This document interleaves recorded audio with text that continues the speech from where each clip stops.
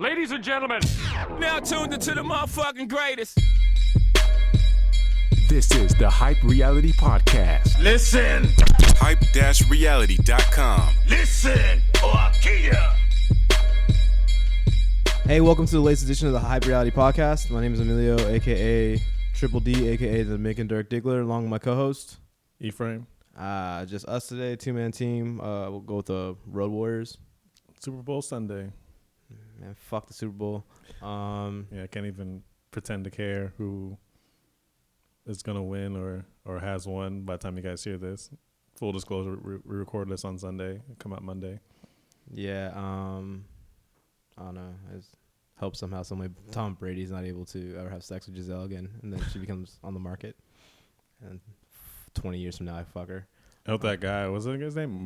Marshawn Lynch? I hope he said some more funny shit. That guy's funny as shit. He was on Conan O'Brien's fucking Clueless Gamer. Yeah, from Mortal Kombat X. Oh, that was pretty good. And he kicked the shit out of them. That's actually pretty funny. Oh, but yeah, man, let's jump right into it. Let's get into some shit. So today what we're actually doing is we're gonna have you try on some virtual reality with a little porn segment cut to it. Oh wow! You wanna try this? Yeah, let's do it. This is dangerous. Is that my dick? Oh, now she's giving him a blowjob. What the fuck is this? What the fuck? Oh man.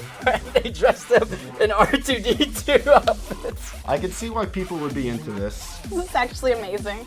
So the other day I got a link from Mr. Torn the Black Ranger about I think it was an article from Complex called "This is what happens when people watch virtual reality porn for the first time."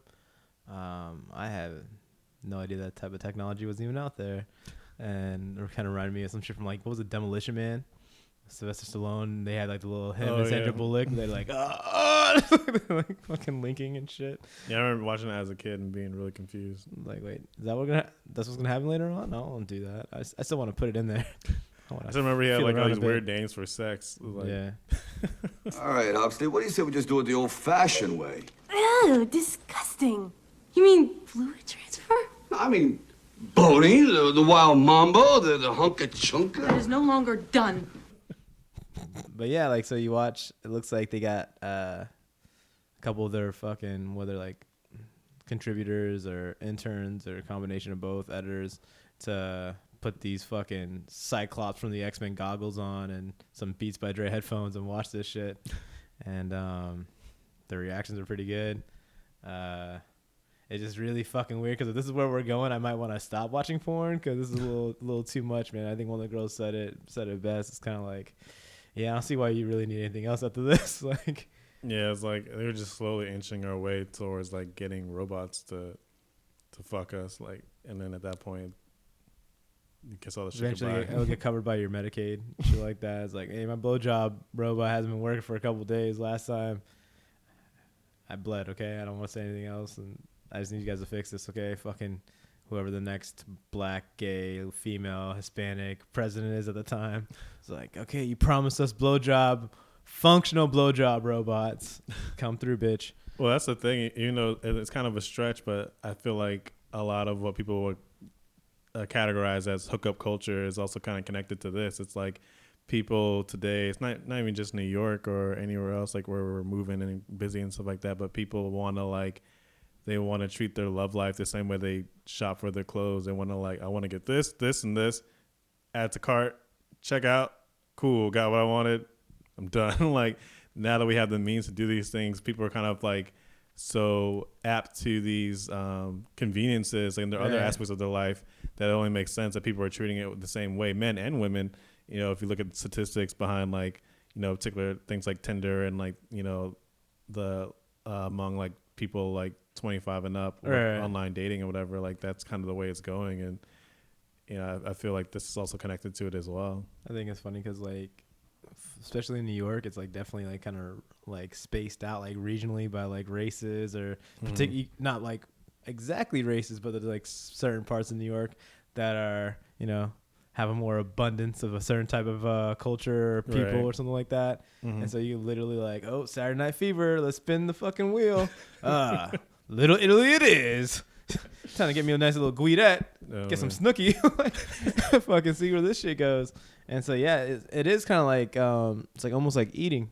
It's like at this point now, like my diet would not have been even fucking possible even 40 years ago. Like the shit I eat on regular would be that of the kings a couple days ago. Like I want some fish from the Japan, and like I want me some carne from Argentina on the same plate. Like that shit wouldn't happen before. Now like you can get, I want me a Puerto Rican Egyptian. I'm gonna go to fucking, I don't know, name a strip club, like and just fucking find that there, or go to any club and find all these yellow bones and fucking goddamn biracial angels and shit. Like whatever you fucking is like goddamn crossbreeding at its best here in New York, man. The pool is infinite.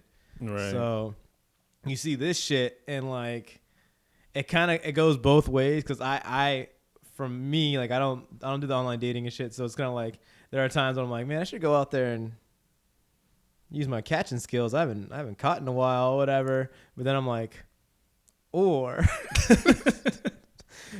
get me maybe a pizza or a burger, see what Brazzers has to offer.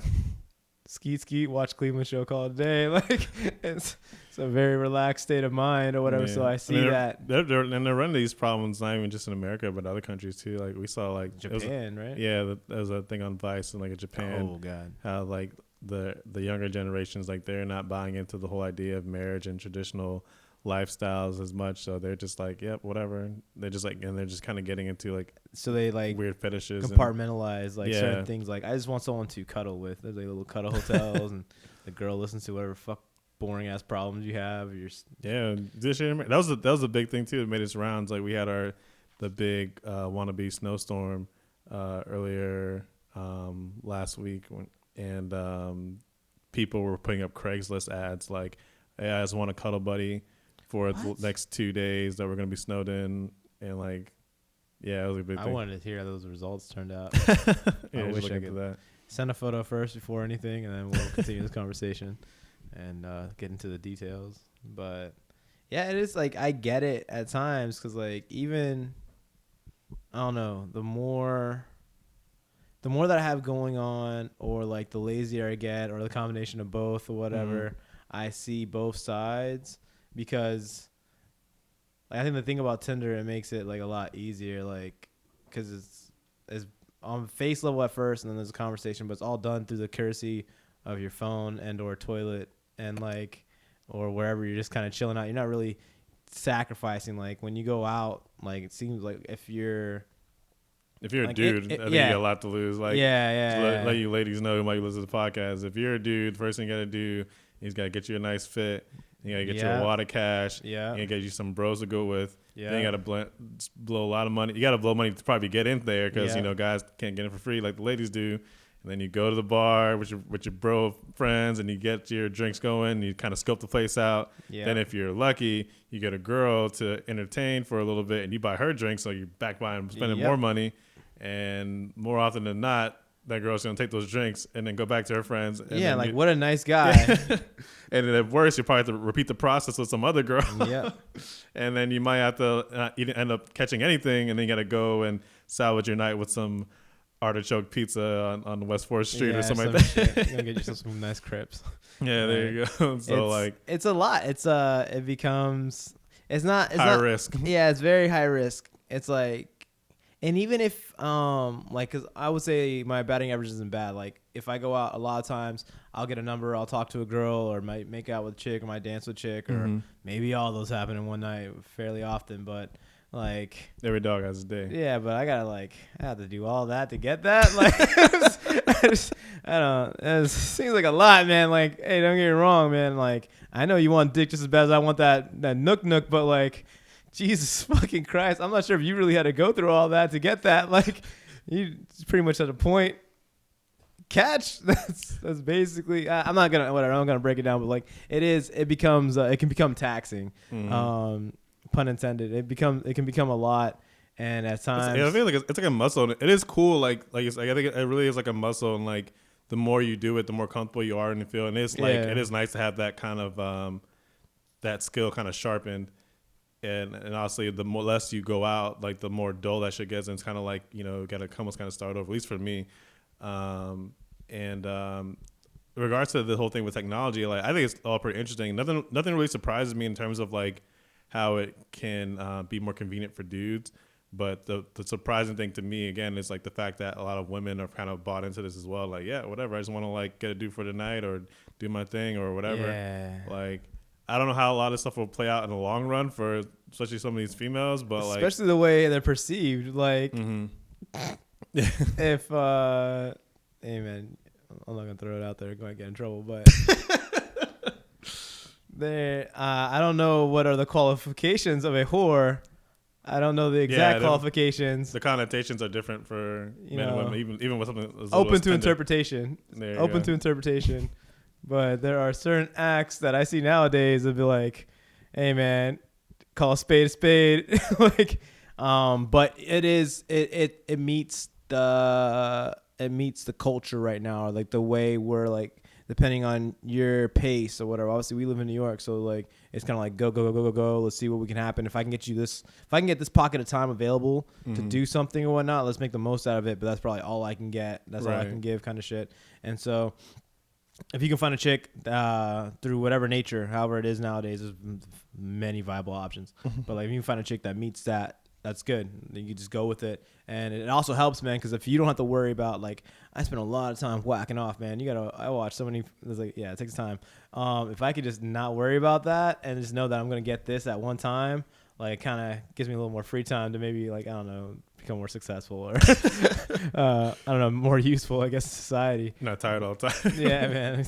Goddamn long naps. But running low on reserves. But, like, but yeah, so it's a weird thing, but a lot of girls now are a little more susceptible to this shit now. So like a lot of these chicks are like, yeah, man, they're just trying to cut that night because the rest of the week is it's exhausting or whatnot. So they can get somebody to fucking wine and dine them and make them feel like goddamn Belle from Beauty and the Beast or some shit by all fucking means or whatever. Let me feel good. I'll go and have sex with your furry ass and then go back.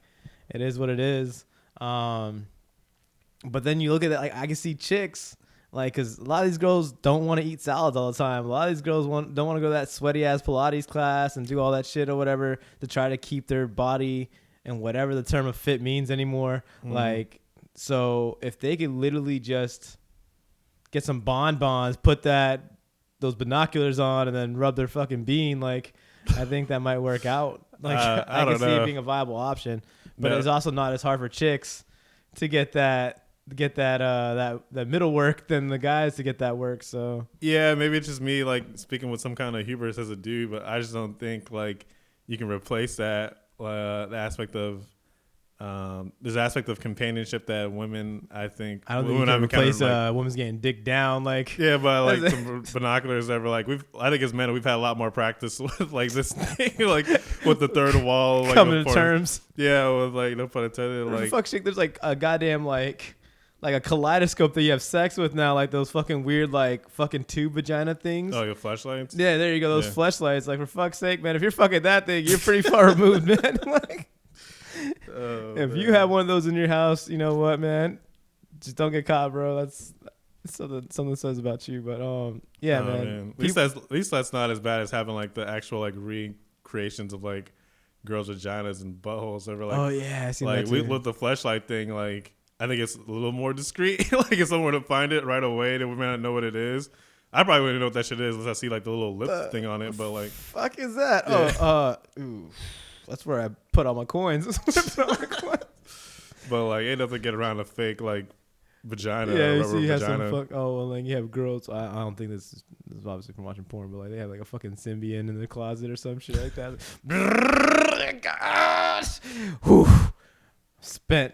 Trying to pick up a novel or something and see how real people are making love. But the funny thing with that, the VR thing, I mean, I'd be interested to see like the marketing behind this thing goes, and like if especially if the whole like porn thing really gets behind it, because now, especially because this is my first exposure to this technology, like anytime I see someone with that shit, I'm like, oh, that guy's really beating off crazy with that VR headset on, and it doesn't really look very consumer friendly yet. Yeah. I mean, it just looks kind of weird. It's like the fucking Google glasses on steroids. Yeah, those Google glasses look stupid as shit too. So they need to get more stylistically, like more style into that shit. I'd rather it be like the Google glasses or some shit where it's like very small and it's kind of like no one can really tell what you're doing. It's like, okay. Well, even that wasn't very discreet. People were, especially here in New York, people were freaking the fuck out. Like you had people that would have that on when they're in restaurants and like patrons would complain, "Hey, tell that motherfucker with those Google glasses, I know he's looking at me. Get that shit off me right now." Like, cause you can look up people's like information, like Google their asses. Able to tell their power level. Vegeta, what does the scouter say about his power level? It's over 9,000! What, 9,000? So like people are still kind of weirded out by a lot of this stuff. Well, I'm pretty sure if they're weirded out by the little dorky Google glasses or whatever the fuck was all, those things will scare the shit out of somebody. If you find that, not too many things you can say about that. It's like, hey man, I've been lonely. I'm pretty sure like the slogan or like fucking Don Draper's gonna come up with like, hey, we're not here to judge. You got a fast-paced world. You gotta get some fast-paced results sometimes. You gotta And I mean, shake it off. Yeah, you talking about dollars and cents. Like let's throw it out there. Say that thing costs $500 something like that. Let's say that thing costs a fucking stack. Let's just say. Think about how much winning. See how much we spend over like a month or two in New York City. Like that shit is light work, man. Man, these fucking haircuts and fucking nice fucking Jordans ain't cheap, man. That shit ain't. God damn. You will increase productivity at work by like tenfold, man. That shit's no joke. To be a nicer, brighter you, like, dude, you seem be in good spirits. What have you done? I made an investment. Let's say it's paying dividends right now. God, no more meow, meow, meow, meow, meow. And no more no. It's all gimme, daddy. Unsurprisingly, most of the girls in the video were taken to the idea of it. Or I think most people kind of just freaked out in general, but you can definitely see some guys getting a little into it than more. Yeah, so one of the dude was kind of like motioning like so he's getting head or whatever. It's like, oh. Like, I also don't know if he was playing for the camera or that was actually like what that thing was actually doing to you. But it is pretty funny. And also like you kind of question like some of these reactions because it seems like they're employees or whatnot. Mm-hmm. So I think some of the things were kind of geared a certain way or their responses were like, okay, I want to keep my job or, but it was fairly entertaining and it does like open your mind a bit to like what's the next step and interactions with human beings. Like, are we really just becoming more and more like dormant and just like going straight dolo, or is it like, God, man, I think, we got a way to go. We gotta ask ourselves some questions. I don't know, man. Like, do what you're gonna do, man. Like the world's already overpopulated as is. I think we need a couple people to take a loss and just do you, and so we get these numbers down. Cause there's only so many resources on this planet. Yeah, take some advice from Taylor Swift and shake it off. Shake it off. That's all you gotta do. God. Yeah, well, I ain't buying that anytime soon, but for the time being, I wouldn't buy that. But if someone gave it to me, if someone gave it to me, I'm not gonna say I wouldn't use it. I'll go with that.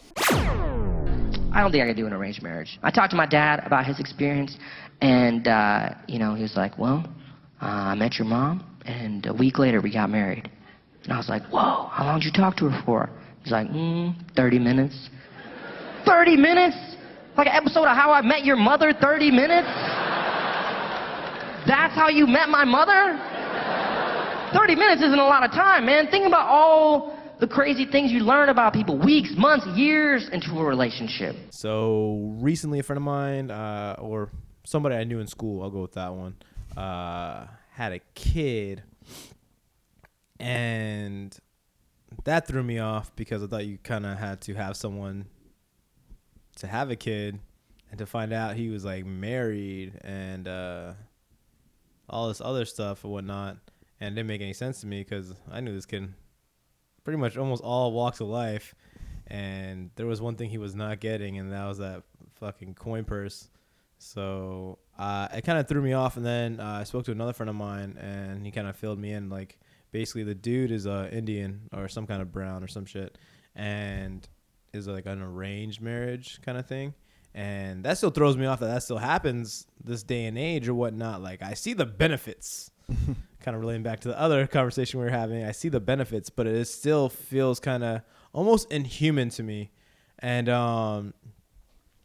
especially when you see situations like this kid is fucking hideous chud of a man, and his wife or whatever looks like she would be okay in the marketplace to fend for herself, and so it's like almost like the two were forced together, or more one than the other.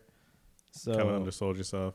They they flew to India to go like wife shopping essentially. Yeah, he did do that. He went over there and like he had a pick of like a couple girls. I think it was like 3 or 4 or 5 girls, and so he picked that one, and that one had no say and shit. She's like, nah, I don't want that. Like, so that was just kind of what happened. And then he brings her from her world over to his world, into his little boring ass life, and now she's just there, and she had his kid and shit, and fucking nuked her body, just shit. Like, I wonder what that come with. Like again, like I know this kid too, right? And I wonder what kind of that would do to a kid's like self-esteem early on. If you knew like the end game from like middle school on up, you knew like, okay, I may not be getting any chicks now, and maybe really dorky or whatever, but by the time I turn 25, daddy Morebucks is gonna fly me to India to get me a wife who's gonna look better than me and have my babies almost instantaneously. Yeah, I don't know. Maybe that's why I think I'd be way more productive. Like, I get the plus side of it, because like imagine if you didn't have to, because like it takes a lot of your time to acquire that skill and sharpen it and keep it going or whatever, because there's gonna be the day that you eventually want to lock it down. You want to get someone, and you want to go through the motions and do all that shit. Right. But if you didn't have to put in all that work and really have any personality at all, actually, you could be just some fucking chud of a man. But as long as you did everything else right, like you did your school shit right, which this kid didn't do. Kid had it pretty much tailor-made in this situation. Like, he didn't, if he made it out of high school, which I don't know if he did or not, but like his dad, or like just that whole like brown population over there, like in Orlando, from where we're talking from, like they kind of have it all. Like they kind of have everything kind of set up for their kids, and they set it up for the next kids kind of shit, which is, I think that says a lot. I think that's a really cool thing. But like, it's almost like, shit, man, what the hell did you have to fucking do? Because like he had like a fucking, his dad had a hotel somewhere, and then I think a gas station too, and some other shit. So he kind of just like picked whichever one he wanted to do, and then he did that for like 2 or 3 years, and then when he had stacked it to the ceiling, he flew over to India and got some fucking. The bed was pretty much set. Yeah, and I mean, like, again, like this is kind of our very Western perspective on this like institution that goes on in the East, and in particular in India, right? And they have the numbers to back it. It's like 90% is the range. It's a very common thing. Like almost like 90% of marriages in India are arranged marriages of some form, and it's like almost less than 1% of them get divorced. Right. Whereas here in the States, it's like 40 to 50%. Like people are getting divorced left and right. So like, men lie, women lie. Numbers don't. But there's a lot to that as well. I mean, there's behind those numbers, the fact that like, there is a huge stigma with divorce in India in particular, and just Indian culture, that like doesn't really give a lot of room, a lot of options, particularly for the women in India who are living in extreme poverty, right, and getting married off extremely like young, 14, 15, 16. They don't really have a lot of options, and then they're stuck. Yeah, exactly. So like, there's a little lore to those numbers. Like, you'll have like parents say all kinds of outlandish shit to make, like, put the fear of God in their kid. Like, this is how it's gonna be. Don't fuck up. You can't. Like, it's almost like it's obviously it's beyond frowned upon, but it's like a scarlet letter or some shit. Like, if you get divorced, like in the community, you're gonna have that asterisk next to your name. Like, yeah, they just shun you from like fucking pieces of shit over there. Your family, which is, again, if you're super poor, it's gonna be all your resources and your network of people. Yeah. So it's like, what the hell are you gonna do? But it's just kind of weird. They think of that happening here in America, or particularly more specifically to myself, if like my parents or my family had to like somehow use their knowledge of me and find me a spouse, I think that shit would fucking suck ass. Yeah, because, I wouldn't trust my mom. That shit is like I can't even trust that to any of my family really. Maybe my sisters could get in the ballpark, but like nah, man, that shit is like the way you are at home and the way you're out in the field. I guess it's just I wouldn't trust just my too different. dad. That's a big fucking nasty perv. That wouldn't work out. I wouldn't trust my mom. Yeah, I wouldn't trust my older brother. Definitely not. He's an idiot. And then my younger brother, maybe. He actually hangs around kind of a similar pool, so that might be okay. But I still wouldn't be cool. I wouldn't want to put that in anybody else's hands. Like that's for me to find out. And I know what kind of pizza I like or whatever. Like, and I know when I want that pizza. Like, it's kind of the way it is. Like, and that kind of what kind of dehumanizes it to me or whatever, because we're a culture of the hunt. Like, you got to go out there and somehow, some way, you got to get it yourself. Right. And then you have all this time through like what some people start. I don't know. People have girlfriends. Like, I had a girlfriend in like first grade or second grade or some bullshit. You're wrong. It's probably really shallow, but you know, as you get older, you figure out what works, what doesn't work. Middle school, you start playing around with each other's body parts and stuff, and then in high school, you start getting a little more of the ins and outs, and then there's college, and that's when everything just starts to come to the forefront. And some people tap out right there. Some people get married, have kids, have no idea what the fuck they're missing out on, and then some people take it to the next level and get out of school and go to a different part of the world or a different state, different city, whatever. And then this is like, it's all out there for you to take a shot at, and then eventually you figure out when and where, how and why you want to do what you're going to do. Not have it like, okay, cool, you're going to do this till that point in your life, and then you're going to do this for the rest of your life, and then that's what you're going to do it with. Yeah, cool? I don't really know how it work in America, because like in a lot of these countries too, it's like there's something that we don't necessarily talk about or deal with directly, but there's like a classism kind of thing, right, where you kind of like people are looking to marry up or sustain their where they're at. So it's like it's almost like a power play, like marrying off your children to each other so you guys can tie into each other. I got you a spot in the Yankees. Yeah, but it's also, I mean, again, maybe this might be my very Western, non-Indian point of view on things, but it's very much like set up for the man to win. Like, again, like this dude that we're talking about, like definitely nobody's prize piece, I dare to say. And but he ended up to get himself a fine looking piece of Indian woman. Right. A lot of times, it's definitely tailored towards the dudes, because you see the girls can catch. The girls can definitely catch. Those guys can't. Like, those guys, their ability to fish is second to only themselves. Like, they can't do a lot of them are, they're lucky to have this. Yeah, I'm pretty sure like the buyer's remorse for those dudes is pretty high, because they're not gonna settle until they're like, yep, this is cool, I'm good with this. But those chicks, they're the ones gonna be living with that regret and like gonna be wondering what if kind of thing. It's so funny because like you have like these like beauty pageants and shit where it's they want to get chose, they want to win, like imagining like all them people like beauty pageants or whatever, when they're waiting, like there's that line of girls like who's gonna be the next Miss America or some shit, like in The Bachelor, you have that line of chicks waiting to get picked or whatever it is, like, oh come on, let it be me, kind of whatever. Yeah. Imagine if you were in that line of girls that was like that guy showed up and they're like, okay, you get to pick from one of these 5, and you pick that one. The motherfucker girl's like, oh thank God. Oh. Dodged the bullet on that one. Phew. I'm sure. Damn. I didn't want to give up my marble to that one. Jesus Christ. Damn. Yeah, it's a fucking weird fucking like backwards kind of thing. Like that is, okay, so to shine some light on it, because I'm all against it, obviously, because it doesn't favor me. But to shine some light on it is like, it's cool because allows people, like I see a lot, like, because there's a shitload of brown people where we're growing up in Orlando, and allowed a lot of them to really not focus on all these distractions. Like they all have pretty much the same track: doctors, dentists, like I don't know, some type of money makers and taxpayers, go getters, shakers and movers kind of thing. Subway franchise. There a lot of Dunkin' Donuts.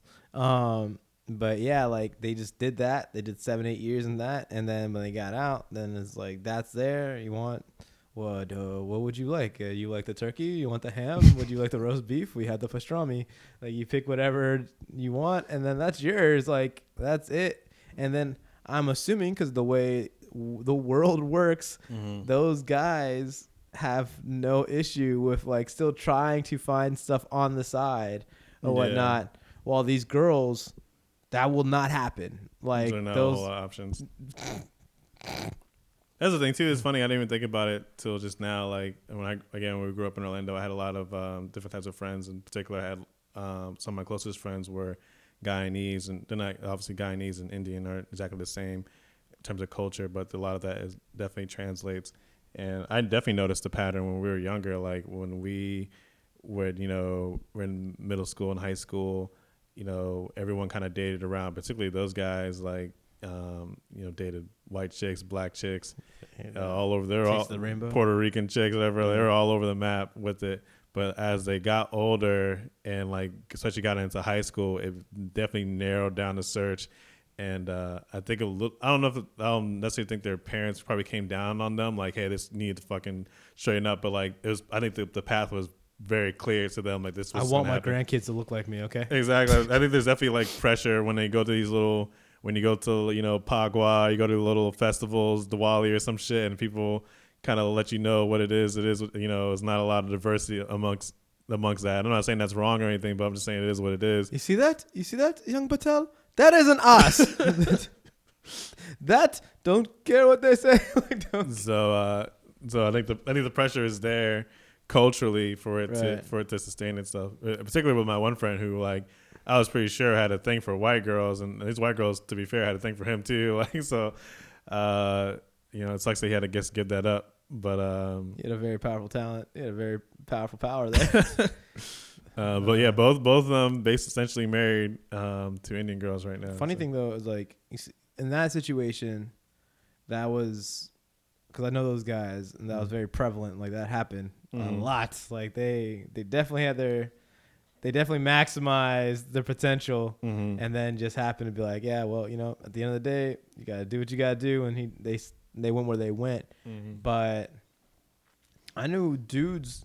A lot of dudes like that were brown dudes or that would still date other types of chicks or whatever. I didn't know many brown chicks, like Indian chicks we're referring to, like Indian, Guyanese, Trini, whatever chicks that dated outside of that. Like they did not pass the poom poom. They kept that shit right in house. Yeah, I think it's like a unique pressure that's like put on women. Like I think I guess brought up a lot when we talk about black women, like black guys.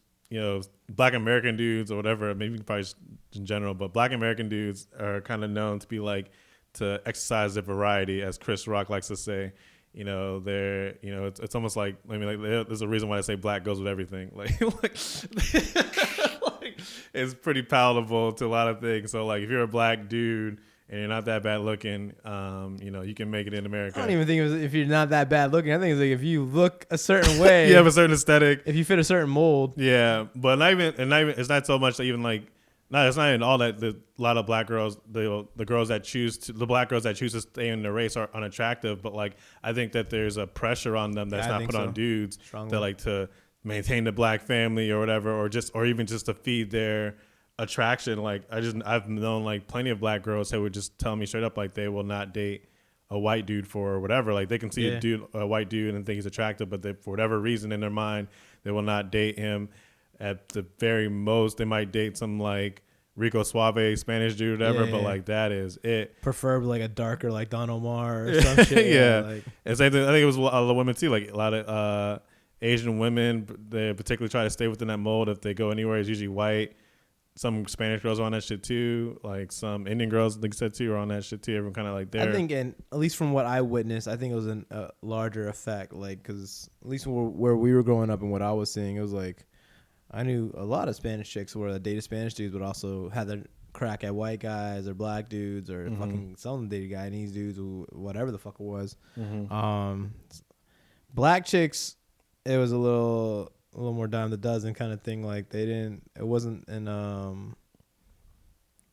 as often by any means, but it was there to some extent. And then with the Indian type, like those type of brown chicks, like it was just Indian dudes. Even if I was Indian and I had to have an arranged marriage, I would stay my ass to fucking India. I think there's too many options here in America. Like, if I'm fucking some hideous chud of a dude, I have my hot Indian wife, and I take her back to Westchester or whatever in New York City, and she gets to see the variety out there. Like, oh shit, and you know, work against you. Yeah, it's work like against you. it's not the same, man. Like, fuck, and the law's gonna be on her side too. I don't like the way you treat me, Eddie. You treat me like animal. You was butt naked on a zebra last month. I don't care, Eddie. I'm an American woman now. I want what's coming to me. I want you to be happy with what you want. Half! Give me half, Eddie! I'm not 100, but again, I know how I have a strong understanding of how the world works. If a guy, say, oh, poor guy, he gets a divorce, right? Mm-hmm. But then gets married again, it probably will not be anywhere even remotely close to as frowned upon. And better yet, he'd be like, yeah, I was married to that, but now I got this. Like, oh, man, way to go there. You're the man. Like, you killed it. Good job, man. I would have done the same You're the thing. Punjabi MC. Time to celebrate. Holy Bollywood. That's great. Yeah, I thought it was cool. Or like just like kind of like seeing a little bit into that, like doing like the little bit of research we did to watch. I mean, to check up on this issue because like again, like I didn't even know this, like especially in like our culture, that's still a thing. Like people that are in the States that are very Americanized are still doing that. You get me? Like that kind of threw me off. Yeah, and I think in more modern versions of it, like women can opt out of it. Like they don't necessarily have to like go along with it. They'll want to. If they they see some guy and he's like some hideous dude, they can be like, nah, fuck that, and just kind of go there. And maybe wait to see what door number 2 has to offer. Right. But it just sucks. In the grand scheme of things, I think it's not really. I mean, who are we to really say? Because again, like it's. 50% of marriages in America aren't working out. Obviously, the way that we're doing it is not much better. Right. But again, I think there is like definitely some male privilege attached to this system, and I definitely think it is very problematic in parts of rural India where there's extreme poverty and women there have even less options for education and are getting married off extremely young, like talking like 13, 14 years old. So I think that's very problematic. So by no means do I want to even co-sign this shit, but you know, gotta do what you gotta do. The choice is yours. Yeah, man, that's about all we got to say on that one. And that's about all we have for the show. Thank you again for tuning in. Thank you for subscribing. Continue to rate, subscribe, stream, download. We're gonna have the links on YouTube now. They'll probably be associated with our Twitter. Check out our Twitter. Yeah, man, just keep us in the conversation. Keep telling your friends about us. Hopefully get bigger and better. This is Emilio, aka Triple D, aka the Mick and Dirk Diggler, and that's all we got. Peace.